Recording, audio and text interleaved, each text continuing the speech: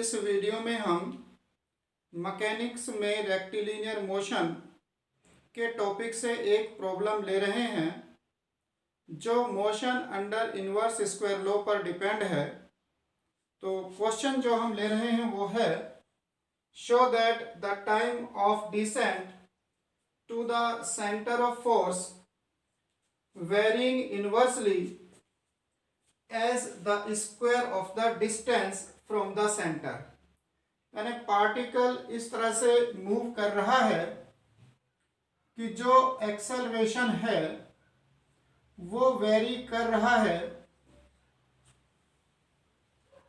Varying inversely as square of the distance, varying inversely as the square of the distance from the centre. अब जो यहाँ पर rule हम यहाँ define कर रहे हैं उसमें जो सेंटर ऑफ फोर्स है उस पर अट्रैक्टिव फोर्स है, यानी पार्टिकल टुवर्ड्स द सेंटर आ रहा है तो हम उसमें नेगेटिव साइन लेंगे। नेगेटिव साइन यहाँ पर डायरेक्शन को शो कर रहा है कि पार्टिकल किस डायरेक्शन में मूव कर रहा है। Through the first half of its initial distance is to that through the last half as this. तो जो पार्टिकल सेंटर ऑफ फोर्स की तरफ इस रूल के अकॉर्डिंग मूव कर रहा है वो इस टोटल डिस्टेंस के फर्स्ट हाफ और सेकंड हाफ में जो टाइम लेता है उस टाइम की रेशो इतनी होगी, ये हमें यहाँ पर प्रूव करना है। तो हमने ये कंसीडर किया है कि जो सेंटर ऑफ फोर्स है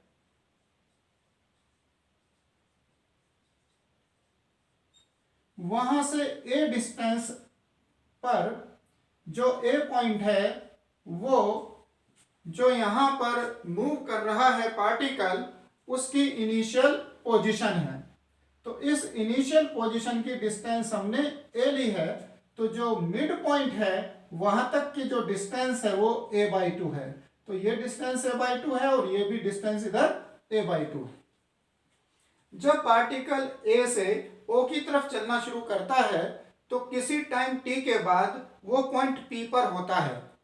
जहां पॉइंट पी पर है वहां पर सेंटर ऑफ फोर्स से उसकी डिस्टेंस x है, तो वहां पर इक्वेशन ऑफ मोशन हम इसमें बना रहे हैं।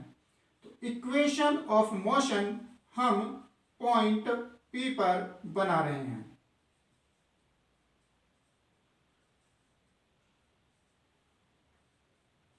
D square X upon D T square equal to minus mu upon X square, जहां पर म्यू कांस्टेंट है, प्रोपोर्शनलिटी कांस्टेंट। क्योंकि हमें यह बताना है कि इस डिस्टेंस और इस डिस्टेंस में जो टाइम है वो कितना है, तो हमें x और t का रिलेशन चाहिए। इसलिए जो हम इंटीग्रेशन करेंगे वो ये रिलेशन ढूंढेंगे कि हमें x और t में रिलेशन बनाना है। तो हम इसे x और t के रिलेशन के लिए पहले 2dx अपॉन dt से मल्टीप्लाई करते हैं और फिर इसका इंटीग्रेशन करेंगे। And multiplying by 2dx upon dt।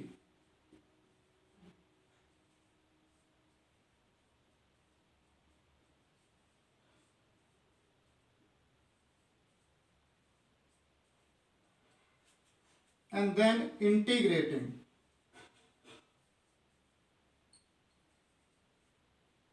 Integration to dx upon dt, d square x upon dt square, dt equal to minus 2 mu upon x square, dx upon dt, dt और integration. तो ये integration आ जाएगा dx upon dt whole square equal to, और ये बनेगा 2 mu upon x plus, अब constant of integration लेते हैं। आप देखिए कि जब हम t के रेस्पेक्ट में इसका डिफरेंशिएशन करते हैं तो आपको ये वैल्यू मिलती है, और इसका t के रेस्पेक्ट में डिफरेंशिएशन करते हैं तो आपको ये वैल्यू मिलती है। तो ये t के रेस्पेक्ट में इसका इंटीग्रेशन। अब हम कांस्टेंट ऑफ इंटीग्रेशन पता करने के लिए इनिशियल कंडीशन को यूज करते हैं और इनिशियली पार्टिकल ए पॉइंट पर है। इनिशियली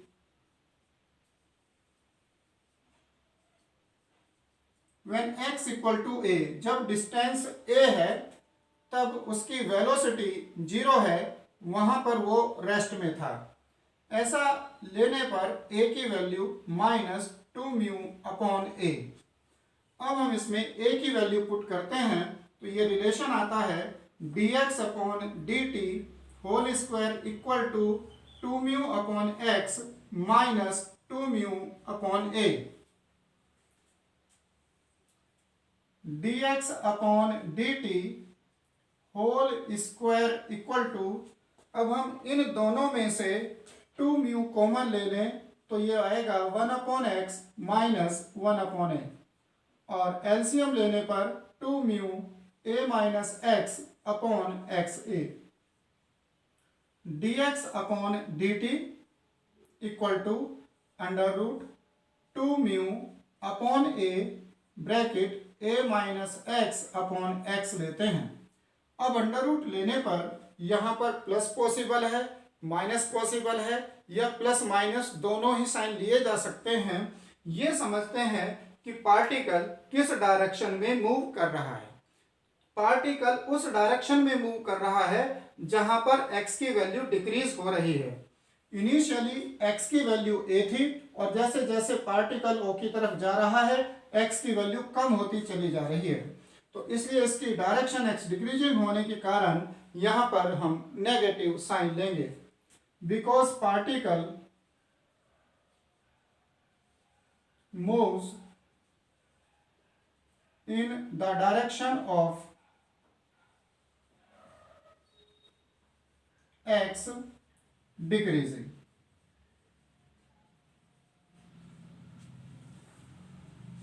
अब इसमें वेरिएबल सेपरेबल लगाकर हम x और t में रिलेशन पता करेंगे तो ये आ जाएगा dt equal to minus √a/2μ √x/a minus x dx, और integration dt equal to minus √a/2μ integration √x/a minus x dx। इसमें हम अब इंटीग्रेशन करते हैं सब्स्टिट्यूशन मेथड से और पुट करते हैं x equal to a cos square theta, तब हमें dx मिलता है -2a cos theta sine theta d theta.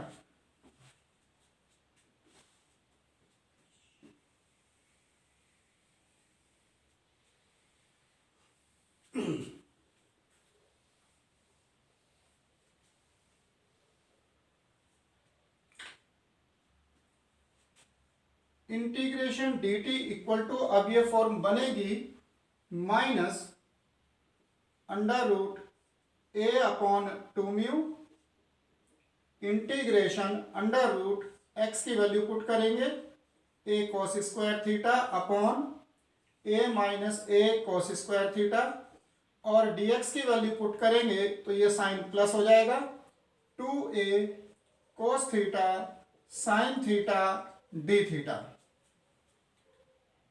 Integration dt equal to √a/2μ integration. अब इसमें a कॉमन कैंसिल, यहां पर मिलेगा 1 माइनस कोस स्क्वायर थीटा जो हो जाएगा sine square theta. Sine square theta का स्क्वायर रूट होगा साइन थीटा, वो साइन थीटा इस साइन थीटा को कैंसिल करेगा और ये कोस स्क्वायर थीटा रूट से बाहर आकर के कोस थीटा होगा, तो ये बनेगा cos theta into 2a cos theta d theta which is equal to integration dt √a/2μ, और इसमें ये a हमने इंटीग्रेशन से बाहर लिया और 2 cos square theta equal to हो जाएगा 1 प्लस कोस 2 थीटा। इंटीग्रेटिंग, अब इसका इंटीग्रेशन हो गया t, ये हो जाएगा a√a/2μ और 1 का theta cos 2 theta sine 2 theta upon 2 होगा और प्लस में कांस्टेंट ऑफ इंटीग्रेशन। अब हम थीटा को पहले कन्वर्ट कर लेते हैं एक्स में, जो हमने इसमें लेट किया था। t equal to a under root a upon 2 mu theta plus formula होगा 2 sine theta cos theta, 2 cancel हो जाएगा, तब यहाँ पर एक तो आपको कोस थीटा मिलता है और जो साइन थीटा होगा उसे लिखेंगे 1 minus cos square theta plus constant of integration t equal to a under root a upon 2 mu bracket, और थीटा की वैल्यू अब हम यहाँ से लेते हैं तो वो आ जाएगी cos inverse under root x upon a plus cos theta under root x upon a, और ये under root 1 minus x upon a plus constant of integration b। अब फिर से हम b की वैल्यू फाइंड करते हैं और इनिशियल कंडीशन अप्लाई करते हैं। इनिशियली t इक्वल टू 0 पर जब उसने स्टार्ट किया था चलना, वहां पर वेलोसिटी 0 और वहां पर x की वैल्यू a थी। t इक्वल टू, अब जब हम इसमें x की वैल्यू a पुट करेंगे तो ये बनेगा कोस इनवर्स 1, और कोस इनवर्स 1 होता है 0। यहाँ पर a पुट करेंगे a अपॉन ए 1 माइनस 1 0, तो ये टोटल वैल्यू 0 होगी। जब आप t इक्वल टू 0 और x इक्वल टू a लेते हैं तो यहाँ से b की वैल्यू आपको 0 मिलती है। अब हम इसमें कांस्टेंट ऑफ इंटीग्रेशन b की वैल्यू पुट करते हैं।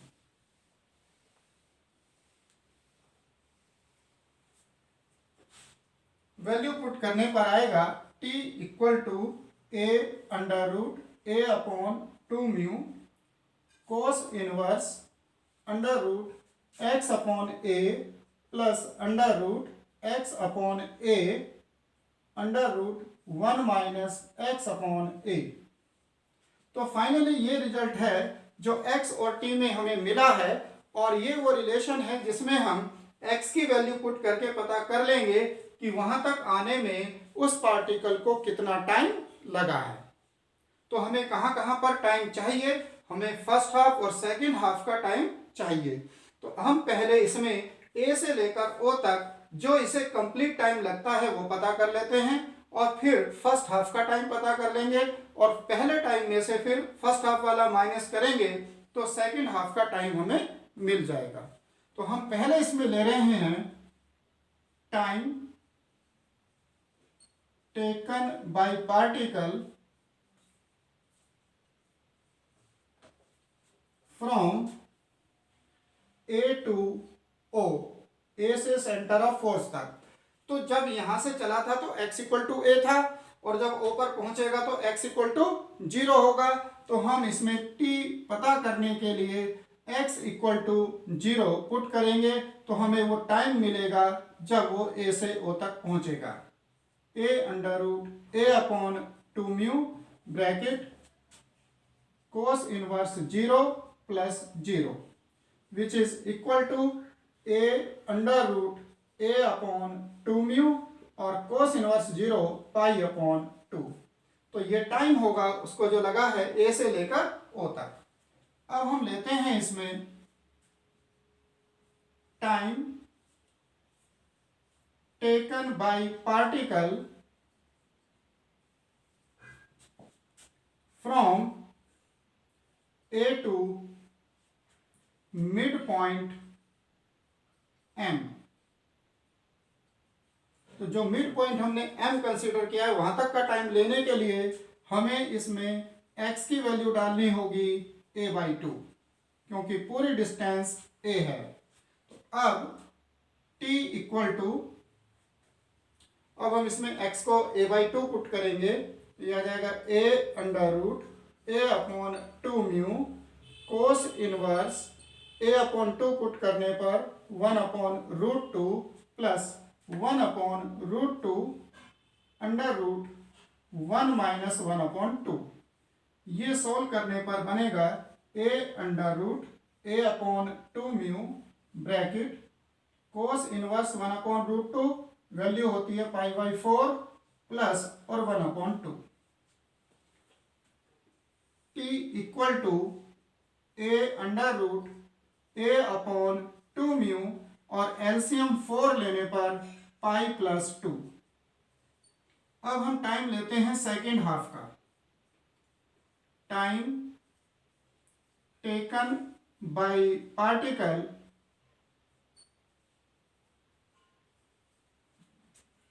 Through the second half.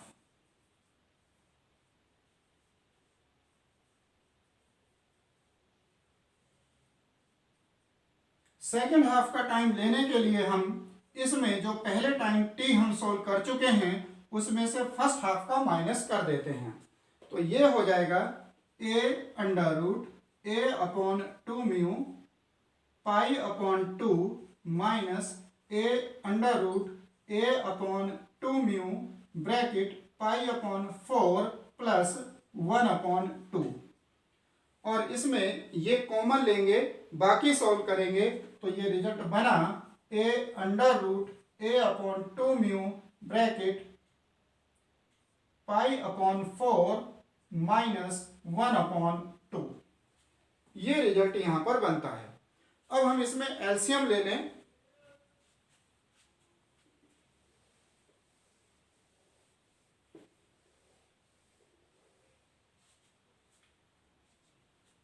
t dash is equal to a√a/2 mu bracket π-2/4।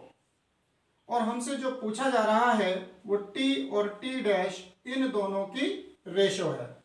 जब हम दोनों को डिवाइड करते हैं तो जो कॉमन पार्ट है वो कैंसिल हो जाएगा और ये मिलेगा π+2/π-2। यानी फर्स्ट हाफ और सेकेंड हाफ के टाइम की जो रेशो है वो π+2 और π-2 होगी। तो ये हमारा प्रोसीजर होता है। ये कैलकुलेशन हम करते हैं जब motion under inverse square law के क्वेश्चन हम करते हैं।